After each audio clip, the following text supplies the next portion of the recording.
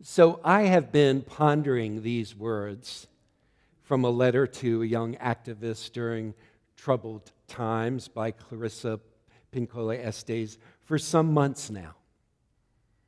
In particular, I've grappled with those phrases, my friends, don't lose heart. We were made for these times.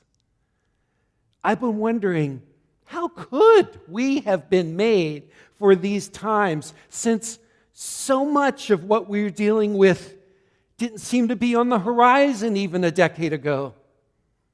Sure, there were indications that we were headed to a climate crisis.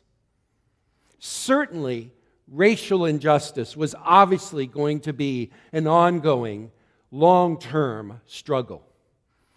But a global pandemic? Were we made for that? The tactical and violent attacks on democratic processes by even those in power? Were we prepared for that? The seemingly rapid and extensiveness of the climate crisis, the relentlessness of gun violence. Could any of us have conceived, as Pinkola Estes proclaims, that we were made for these times?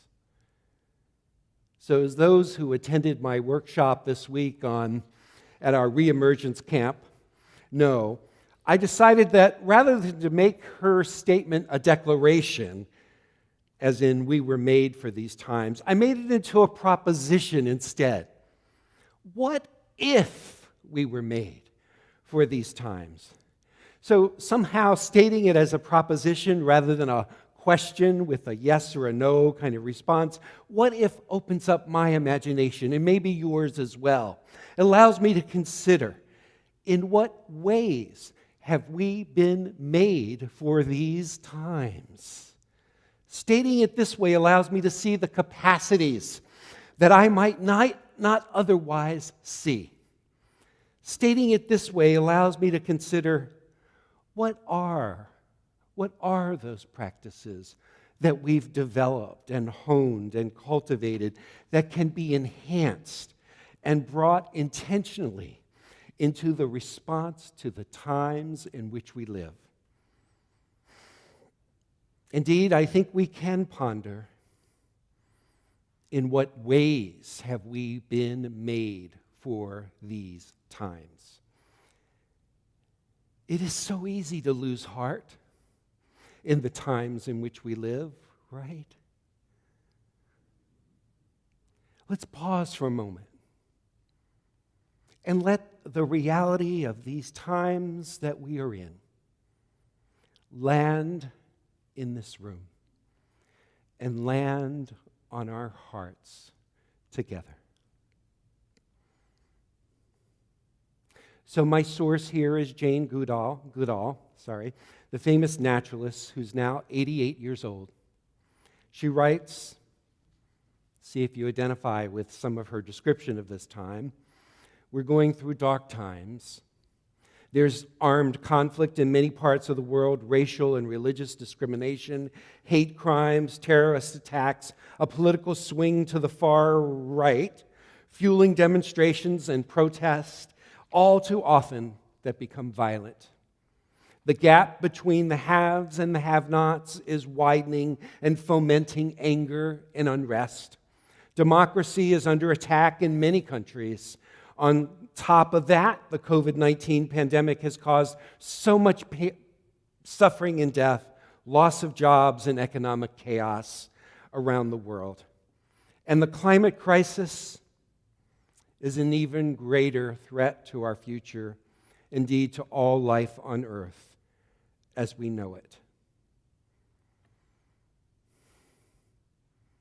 It's hard to hear those words. It's hard to hear those words again and again, but to know that we are in these times is both sobering, but I also hope motivating for us as we begin to formulate our own responses. Now, I got to hear Goodall at an online conference this summer, And I became so intrigued by her relentless spirit and her sense of hope. Yes, hope. You see, the book from which this quote comes from is entitled The Book of Hope, Survival Guide for Trying Times. When asked how she could have hope, how has she not lost heart in this time, in these times that we are in, she replied, yes, I do believe there is evil among us. But how much more powerful and inspirational are the voices of those who stand up against it. And even when they lose their lives, their voices still resonate long after they are gone, giving us inspiration and hope. Jane Goodall has not joined the chorus that is so luring these days, the chorus that says, what's the use? Why bother? How can we do what we want to do with those people having so much influence on what's happening? I'm inspired by those who are called to embody an active hope, not an ethereal hope, but a hope that leads to action and engagement, not helplessness and hopelessness. An active hope.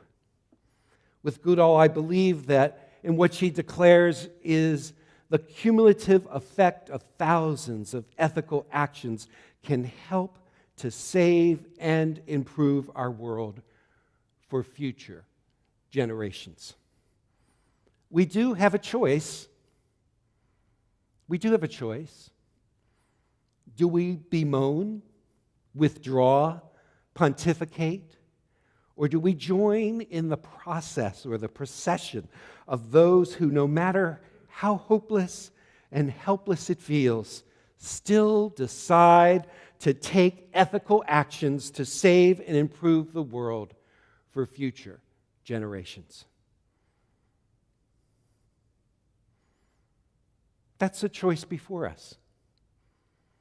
And as your minister, I feel called to do what I can to orient the perspective and the work of this congregation towards being a house of hope, where we can cultivate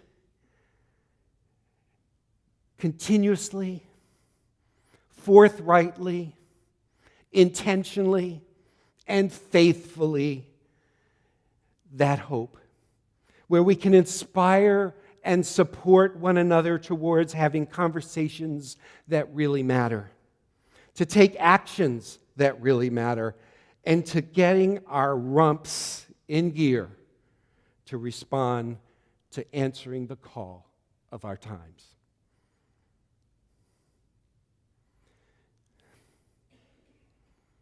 My friends, we recognize that this is not a time to go through the motions in our own lives or in our congregation.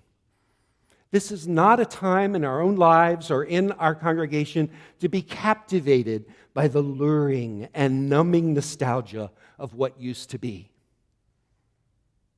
This is not a time in our lives or in this congregation to be in neutral or in cruise control or even in reverse. No. This is a time to aim our actions toward what brings hope, what gives hope, and what embodies hope. This is a time to aim our efforts towards something that calls from us our best responses, not the tired, predictable responses to the challenges of our time, because it is not just what we do, it is how we aim what we do that matters most. Let's face it. We often, and I include myself in this, give ourselves an exemption to answering the call of our times. Sometimes we can just relinquish responsibility to others who may be more passionate, more self-righteous, more organized, because we're too busy. We are too overwhelmed. We are too fed up. Or, well, we are too old. Let's stay with that last reason for a moment. I'm not quite sure why. But my longtime friend Parker Palmer points out in his book, On the Brink of Everything, Grace, Gravity, and Getting Old, that relinquishing our responsibility because of our age is irresponsible. He states, it is unfair to lay all responsibility for the future on the younger generation. After all, he writes, the problems they face are partly due to the fact that we, their elders, screwed up. Worse still, it's not true that the young alone are in charge of what comes next. We, young and old together, hold the future in our hands. If our common life is to become more compassionate, creative, and just, it will take an intergenerational effort, he proclaims.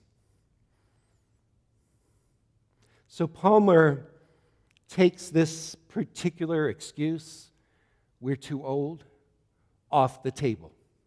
Instead, he challenges us, and he advises us to do the opposite of what we might be inclined to do in the face of the challenges of our time. Palmer gives us this guidance, which I'm going to summarize as briefly as I can. Are you ready for some guidance? Yes? No?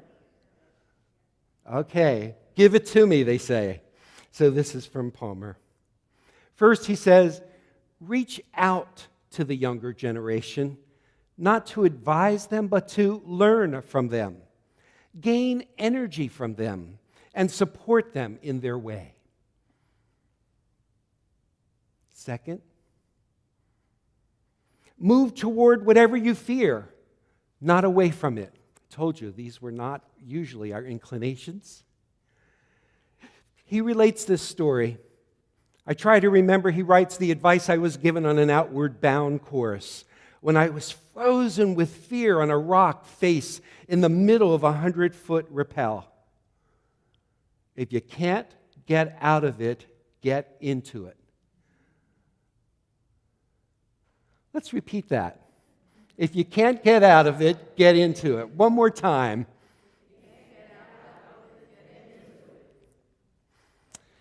If, for example, he writes, you fear the other, get into his or her story face to face and watch your fear shrink as your empathy expands.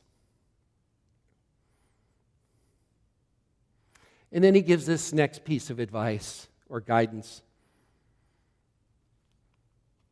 Spend time in the natural world, as much time as you can.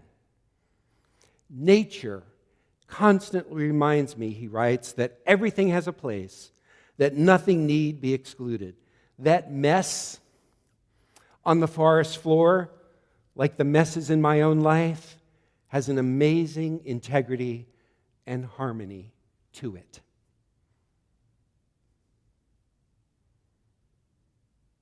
I appreciate this guidance of Goodall and Palmer as I've reflected on this theme of answering the call of these times. It's provocative guidance. Perhaps it can help us to recognize that if we're not reaching out to younger generations or younger generations reaching out to older generations, if we're not moving towards what we fear and we're not embracing the mess that we're in, then we are listening to other voices within us and around us.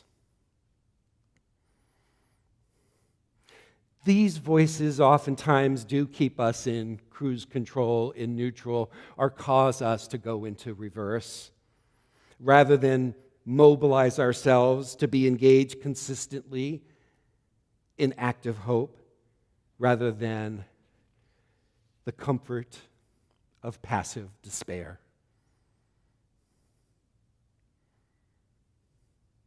I believe that it would be worth our while to acknowledge that if we're not answering the call of our times, that we may indeed be responding to other voices within us and around us. Here are some of those voices that I'm aware of. The voices that prejudge situations or persons by saying, "What's the use? They'll never budge. It will never change." Familiar?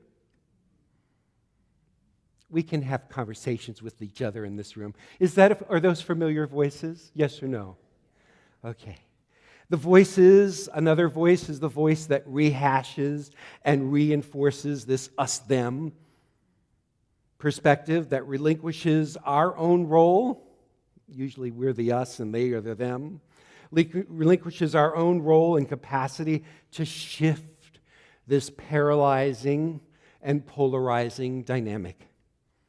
And then there are those voices that close us off to listening to what may be calling us, to what we may be called to be and to become for the sake of our future, for the sake of future generations. It'd be good for us to remember some of the examples of history of those who refused to listen to the voices of helplessness and hopelessness, who moved toward their fear for the sake of something larger. This Labor Day weekend is a good time for us to remember at least one of those stories. In 1894, thousands of workers at the Pullman Company went on strike in response to their wages being cut, while the rent in the company town that they were forced to live in, oftentimes of Pullman on Chicago's South Side, remained the same. These mostly all African American workers decided to strike rather than comply or adapt or accommodate to this unfair setup. They found power within and among themselves to say enough, to declare no to the exploitation and injustice that they were asked to comply with.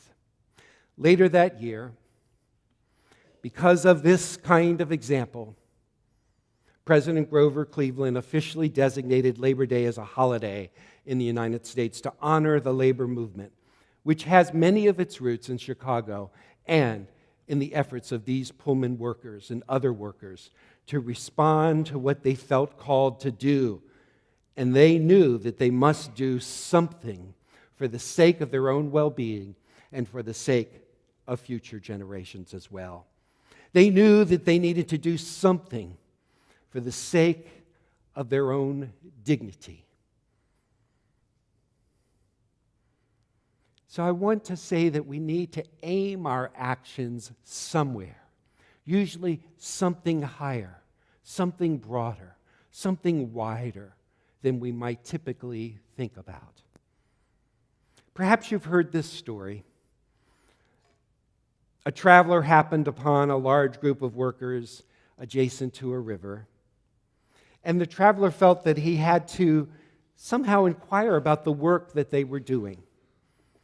With a slight detour, he moved toward the first of the three tradespeople, and he said, "My dear fellow, what is it that you are doing?" The person continued their work and grumbled, "I'm cutting stones." Realizing that the mason did not wish to engage in a conversation, the traveler went on to the second person and repeated the question, "What is it that you're doing?" To the traveler's delight, this time the man stopped his work ever so briefly, and he stated that he was a stone cutter. And then he added, "I came to this place from the north to work, but as soon as I earned enough money, I will return home." The traveler thanked the second person and then saw a third person. And so he reached towards the third person, and once again he asked his original question, My dear fellow, what is it that you are doing? This time the worker paused, glanced at the traveler until they made eye contact, and then he looked skyward, drawing the traveler's eyes upward. And the third mason replied, I'm a mason, and I am building a cathedral. I have journeyed many miles to be part of this team that is constructing its magnificent cathedral. I have spent many months away from my family, and I miss them dearly. However, I know how important this cathedral will be one day, and I know how many people will find sanctuary and solace there. He also told the traveler that the cathedral would not be completed in his own lifetime, in our days, but that the future depends upon our hard work now. I suppose you get the point of the story. Same activity, but a different perspective in terms of what that work was about. It's about having discipline of asking ourselves each day, for the sake of what am I doing what it is that I'm doing? That's worth repeating too. We're having a lot of repeats today. So for the sake of what am I doing what it is that I'm doing?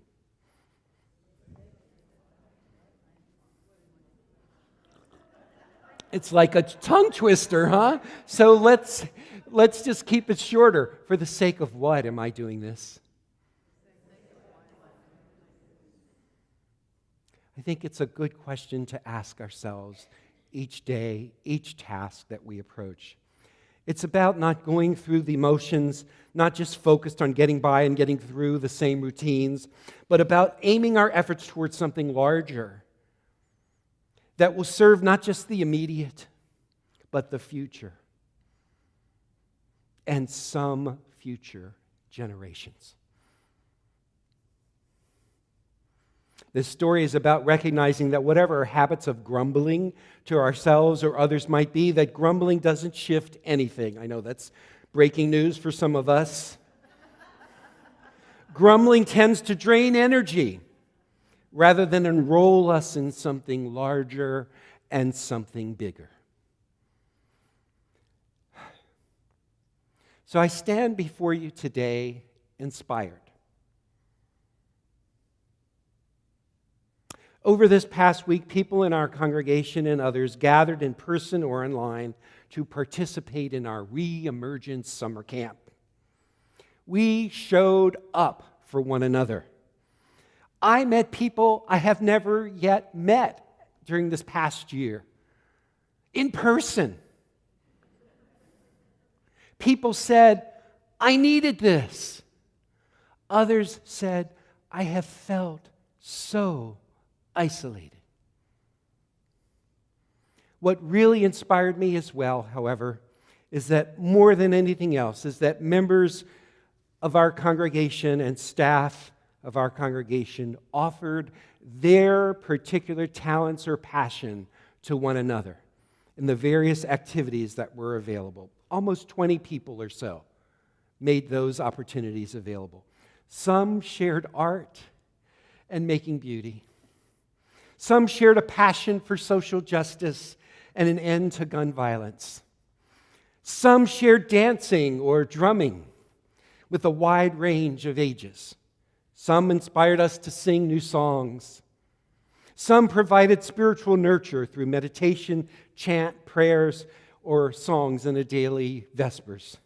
Some offered prompts for us to write memoirs or reflections in poetry. Some set the stage for us to write dozens and dozens of get-out-the-vote postcards. Some invited us to improvise. Some invited us to get to know something about who else was in the room through a people bingo, which was a very popular activity. Because of the willingness of over 20 people, at least 20 people, to offer what they had to give, We had some meaningful discussions. We had opportunities to create and express ourselves, and we had time to pause in the presence of what is holy and most worthy of our devotion. For the sake of what did we do this? For the sake of being an intergenerational community with one another. For the sake of reconnecting. For the sake of being church together. For the sake of reemerging in a time in which we cannot afford to relinquish our power and the power of the Spirit to happenstance. For our reemergence camp is over. But my friends, this camp was really only a jump start to what I hope will continue to be in a new church year, in which we continue to offer to one another our gifts. We continue to stretch ourselves. We continue to gather with purpose and intention for meaningful conversation, learning, and expression. In the face of all the voices within us and around us that would have us sit in the sidelines of these times in which we are in, I hope that we will continue to build, stone by stone, interaction by interaction, First Unitarian Church of Wilmington as a house of hope for ourselves and for those we are called to serve. During these times, you could say amen, go ahead. During these times in which we are in, may we be called to serve one another and to serve those in the surrounding community who are only an invitation away from you to finding this community.